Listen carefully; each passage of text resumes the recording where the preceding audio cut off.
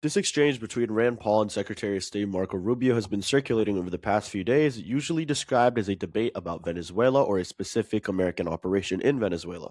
However, that description misses what is actually being discussed. The exchange is about constitutional authority and how the executive branch justifies the use of force. I want to go through this exchange carefully, not to praise or criticize anyone personally, but to examine the arguments being made and whether they hold together logically. I'll play the clip in sections where it's relevant and focus on the reasoning rather than the personalities. Let's start with the constitutional foundation that Paul lays out at the beginning. Debated extensively over which branch of government should have the power to declare or initiate war.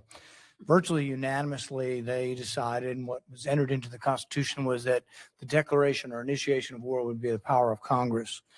Now, we have many advocates, many of whom are here today, who have been advocates for an expansive notion of presidential power. They often argue that wars are not really wars, that they're kinetic actions or drug busts. I think, though, if you reverse the circumstances, it becomes very difficult for these arguments to hold up.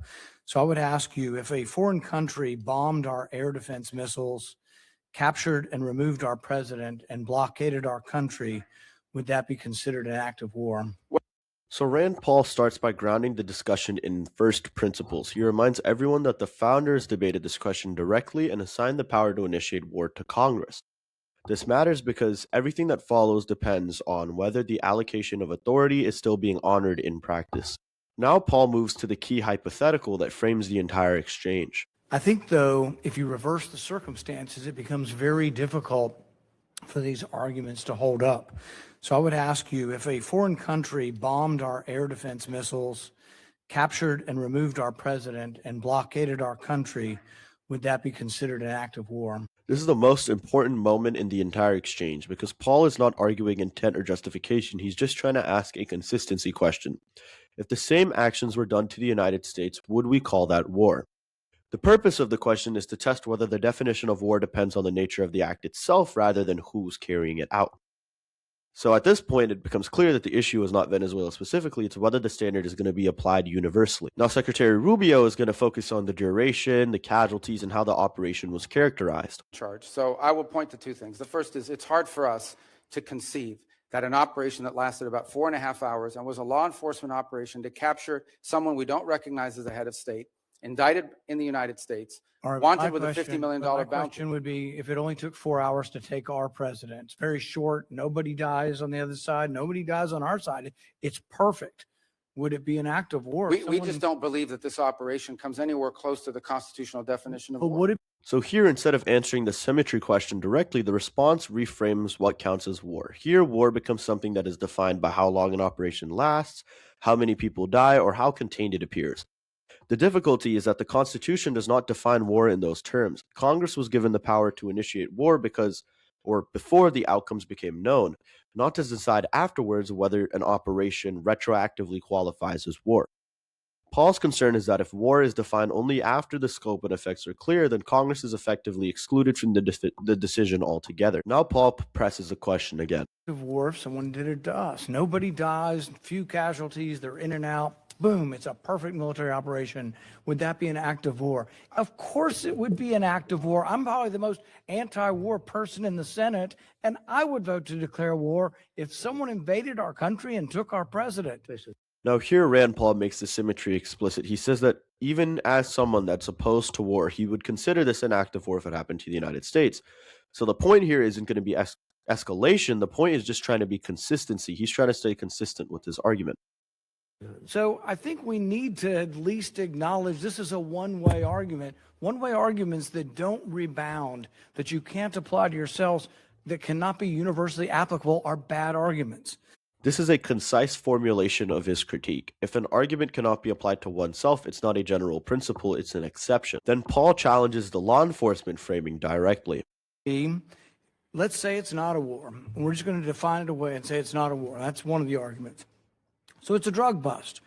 What if a foreign country indicts our president for violating a foreign law, should we extradite our president, or should we be okay if they come in and get him by force? So now Paul's argument is that indictments or labels do not change the character of the force being used. If a foreign state indicted an American president under its own laws and then used force to seize him, the United States would not accept that as legitimate law enforcement. That comparison is meant to explore the weakness of relying on labels rather than substance. Now Rubio shifts to appealing to the national interest kind of crowd. Going to act in our national interest. And so if somebody comes after our national interest, like the case you've described, which obviously does not exist at this time, but the case you've described, the U.S. always has the right to act in its national interest and to protect itself. So I don't know about this equivalency. Well, does this justify them doing it? We're always going to do what's best for the United States and America. Now, what you can give Rubio here is that this is an honest description of how different states act, because it's true that most countries are going to act in their own national interest. However, this is not a constitutional justification. Acting in national interest explains why the government acts, but it does not explain if that action is authorized by the Constitution. So Rand Paul is not denying that the United States has the power or the ability to go act or to stand up for its own national interest. He's questioning whether power alone is sufficient enough to justify the actions being taken by the country. It isn't, and you're exactly right. We will act in our national interest, and we should. So I'm not disagreeing with you at all. What I'm saying is, though, that our arguments are empty then. The drug bust isn't really an argument. It's a ruse. The war argument, not a war, is a ruse. It's not a real argument. And we do what we do because we have the force, we have the might, we do it because it's in our interest. So we wouldn't let anybody. Here, Paul argues that redefining war as something else does not resolve the underlying issue. If force is used because it's in the issue of national interest, then the legal arguments become secondary and largely symbolic. To argue for an indictment. And these things aren't idle speculation. I mean, Netanyahu's been indicted by the ICC. And one of the reasons I object to being part of the ICC, and I would say you and the administration probably agree, is we're not going to let any international council indict our president and arrest him somewhere on foreign soil. We're not going to do that. We actually, most of us probably object to indicting Netanyahu in that. Now, Rand Paul's central concern here is jurisdiction. The United States does not recognize the authority of international bodies to indict or arrest a sitting U.S. president. That position is consistent across administrations and reflects a belief that accountability for American officials must come down to domestic constitutional processes. The argument is not about immunity, it's about where the legal authority originates, and we all know that that's the Constitution.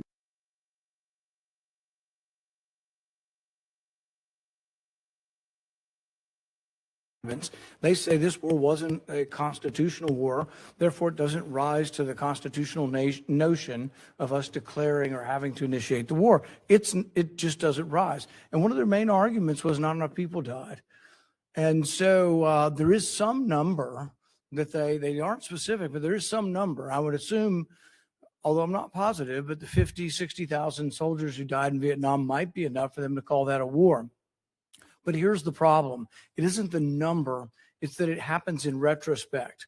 See, our founders gave us the power to initiate or declare war. They didn't give us other powers to execute the war. Those are left to the president. But if we have to wait to see how many people are killed, we have to wait, as they describe it, as the scope, nature, and extent. If we have to wait to see the scope, nature, and extent, the war has been going on for some time. It's hard to vote to initiate a war that's been.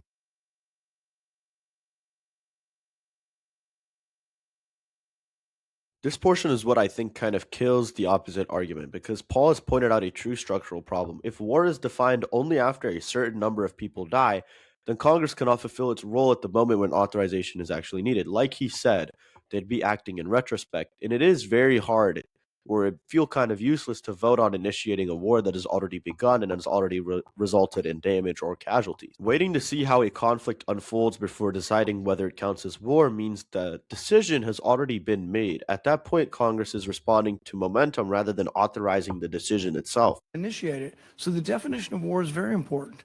And I think we have to acknowledge the problems with our argument. Calling things kinetic action is a disservice to our soldiers. Oh, you weren't really wounded in war. You don't have a Medal of Honor for war. You have a Medal of Honor for a kinetic action. So I think, look. Here, Paul is trying to emphasize that terminology does not change the reality of using military force. The clarity here matters because it determines responsibility and accountability. Like he said, it would be a disservice to our armed forces by saying that they didn't fight in war, by saying they fought in a kinetic action. And let's vote on these things. But I think we're in violation of both the spirit and the law of the Constitution by bombing a capital, blockading a country, and removing elected officials. And we certainly wouldn't tolerate it, nor would I if someone did it to us. But we didn't remove. Paul's closing statement kind of rounds it out by saying that the specific exchange is not to worry, it's rather a broader constitutional concern. Before I conclude this episode, I want to explain where I come on this issue. So I approach this as a constitutionalist, like I stated in the pilot. And my view is that the president's war powers should be more limited than they are today. Presidency should not supersede the congressional power of declaring war, particularly in cases that involve offensive military action. The Constitution deliberately assigns Congress the power to declare war and the president the power to execute it. In practical terms, this is how I think the line should be drawn. First, if the United States conducts a direct attack on another country's military force, that action should require prior congressional authorization. By direct attack, I mean actions such as striking military installations, targeting air defense systems, imposing naval blockades, or conducting special operations against state-controlled armed forces. The bottom line is, once organized military force is used against another state's military, congressional approval should be required. In fact, it should be required before that. Second, the president should retain unilateral authority only for immediate self-defense. This includes responding to an active or imminent attack, protecting U.S. forces which are already under fire, or addressing a clearly defined and time-sensitive threat. It does not include broader objectives such as regime removal, strategic pressure, or enforcement actions which are framed as law enforcement. Third, factors such as the length of operation, casualty numbers, or mission success should not determine whether congressional authorization is required. Those considerations do not resolve the constitutional question. The relevant question is whether organized military force was used against another state. Fourth, congressional authorization should occur before escalation, not after. If lawmakers are asked to weigh in only once a conflict is already underway, then Congress is no longer deciding whether war should begin. This framework allows emergency defense while preserving Congress's constitutional authority, and it doesn't allow the executive to have overarching power when it comes to use of the armed forces. With that framework in mind, it is useful to acknowledge that this exchange shows how unclear the boundaries have become surrounding war powers. Rubio describes how the United States currently operates, while Paul questions whether that practice remains consistent with constitutional structure. One position emphasizes flexibility and effectiveness, while the other emphasizes authorization and restraint. This issue is not limited to Venezuela or to any other administration. It affects how war powers are exercised regardless of who holds office. I think this is very relevant, especially as we see reports or the signs that there is some action going to be taken in the Persian Gulf or in Iran in response to these protests and the nuclear program, whether they shut it down or not. Whether Congress retains its role in deciding when war begins depends on how these distinctions are handled going forward.